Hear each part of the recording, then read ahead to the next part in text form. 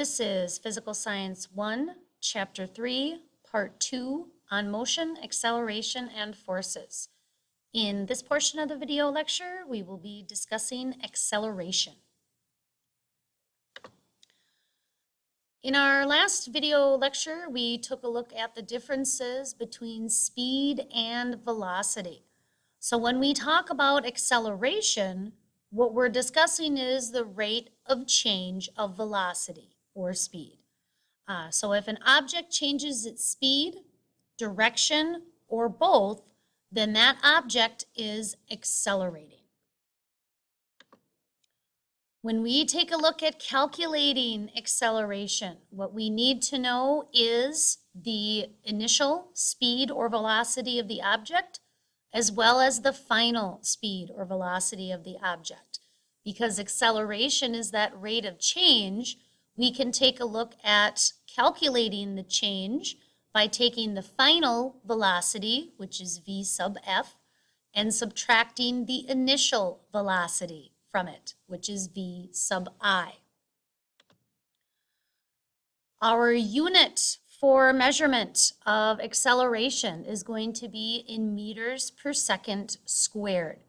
So acceleration is going to be the change in velocity, so your final minus the initial velocity, as well as dividing that by the time. That will give you your rate of change.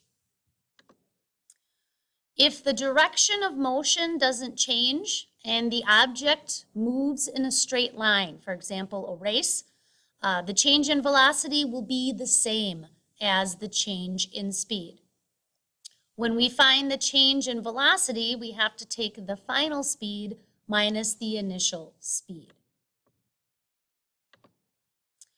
We can take a look at acceleration in two different ways.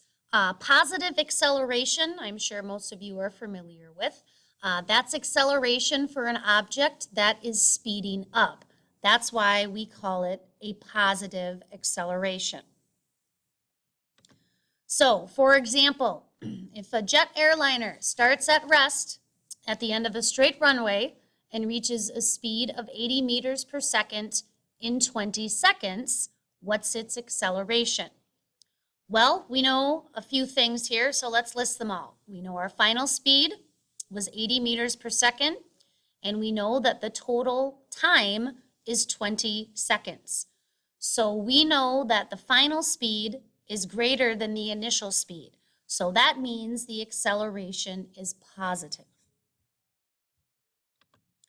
So to calculate the airline jet, we can take a look again. The final velocity was 80 meters per second. The initial velocity was 0 meters per second because it started from a dead stop. And the whole flight down the runway took 20 seconds. So we can take 80 minus 0 divided by 20, and that will give us a positive acceleration of 4 meters per second squared. Now, in negative acceleration is only for an object that is slowing down. Do not make the mistake of associating negative acceleration with backwards motion. Negative acceleration does not at all indicate backwards motion.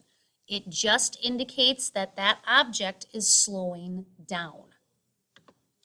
So if we have a skateboarder and they are moving in a straight line at a constant speed of 3 meters per second, and they come to a stop in 2 seconds, what is their acceleration? Well, we can notice that the skateboarder is slowing down because the final speed is less than the initial speed. So in that case, the acceleration is negative.